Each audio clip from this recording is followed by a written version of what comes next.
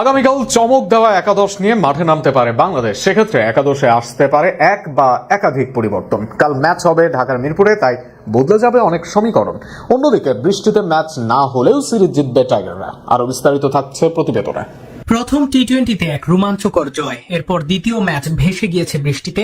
আগামীকালও যদি ম্যাচ বৃষ্টিতে ভেসে যায় তাহলে এক ম্যাচ জিতেই সিরিজ জিতবে টাইগাররা।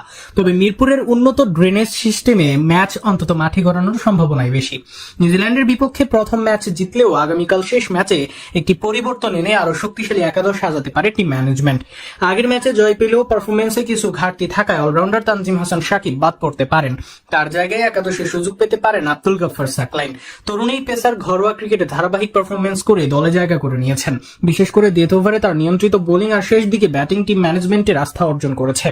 ব্যাটিং লাইন আপে তেমন কোনো পরিবর্তন আসছে না। ওপেনিং এ থাকছেন তানজিদ হাসান তামিম ও সাইফ হাসান। দুইজনেই সাম্প্রতিক সময়ে ভালো ফর্মে থাকা ইনিংসের শুরুটা শক্ত ভিত্তির উপর দাঁড় করানোর দায়িত্ব থাকবে তাদের উপরই। 3 নম্বরে অধিনায়ক লিটন দাস, যিনি অ্যাঙ্কর হিসেবে ইনিংস গড়ার পাশাপাশি প্রয়োজন অনুযায়ী গতি বাড়াতে পারেন। 4 নম্বরে দেখা যাবে পারভেজ হোসেন ইমনকে, যিনি স্পিনের বিপক্ষে আক্রমণাত্মক ব্যাটিং এর জন্য পরিচিত। 5 নম্বরে তাওহিদ হৃদয় ইনিংস মেরামত ও বড় স্কোর করার দায়িত্বে থাকবেন তিনি।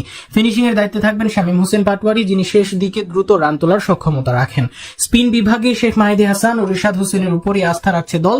মিডল ওভারে এই দুজন প্রতিপক্ষকে চাপে রাখতে গুরুত্বপূর্ণ ভূমিকা পালন করবেন। যদিও স্কোয়াডে নাসুম আহমেদ আছেন, তবে একাদশে এগিয়ে রয়েছে মাহিদি ও রিশাদ। দুজনেই গত ম্যাচে ভালো করেছেন।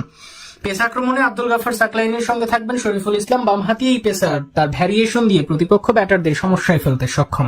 পাশাপাশি নতুন বলে উইকেট তুলে নেওয়ার দায়িত্বও থাকবে তার উপর। তবে যদি তানজিমকে একাদশে রাখা হয় বা বাদ পড়ে রিশাদ, কিন্তু মিরপুরের উইকেট যদি স্লো হয় তাহলে 3 স্পিনার নিয়ে খেললেও আশ্চর্য হবার থাকবে না কিছুই। এবার ম্যাচটি অনুষ্ঠিত হবে মিরপুর শের-ই-বাংলা ন্যাশনাল স্টেডিয়ামে। শুরু হবে দুপুর 2টায়।